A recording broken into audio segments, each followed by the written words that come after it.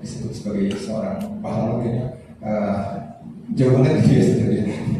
Tetapi kita juga belajar memang kita dipanggil semua untuk menjadi pahlawan lingkungan di mana kita berada ya. Dan Tuhan sudah menempatkan kita menjadi seorang yang sudah dipilih Tuhan, dan Tuhan tempatkan di tempat masing-masing, di dalam keluarganya, di dalam lingkungan pekerjaannya, di dalam aktivitasnya yang lain, dalam organisasi dan sebagainya. Tuhan menempatkan kita menjadi terang di tengah lingkungannya. Nah, saudara, oleh karenanya pada malam hari ini saya akan bersama-sama kita mau belajar ya, dari kebenaran firman Tuhan mengenai seorang tokoh namanya Gideon.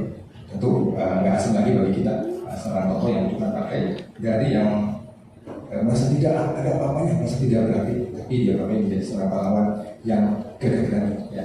Namanya pahlawan iman yang gagah berani ya. Dari dalam kehidupan setiap kita, ketika kita berada dalam satu tekanan, dalam keadaan yang tidak menyenangkan, bukannya jauh daripada Tuhan, tapi kita percaya kepada Tuhan sepenuhnya ya.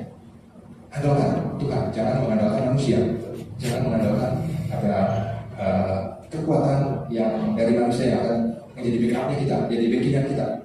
Tapi kita harus menyerahkannya kepada Tuhan, percayakan kepada Tuhan. Dia yang akan bertindak ya. Kita harus berani untuk melangkah, berani bertindak. Jangan kita terus sembunyi. Nah, sebagai kasih Tuhan, kita semua kaum pria yang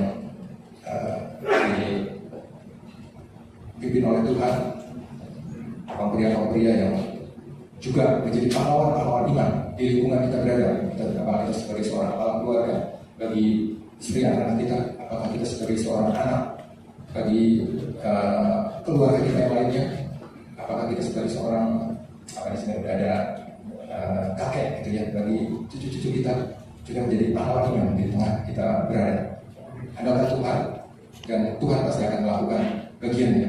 Jadi kita tinggal lakukan apa yang jadi bagian kita. Kita berani bertindak. Tuhan dapat memakai siapa saja ya. Bahkan ketika orang itu merasa lemah dan tidak percaya diri untuk melakukan pekerjaan besar yang Tuhan berikan kepadanya. Amin. Buat firman Tuhan.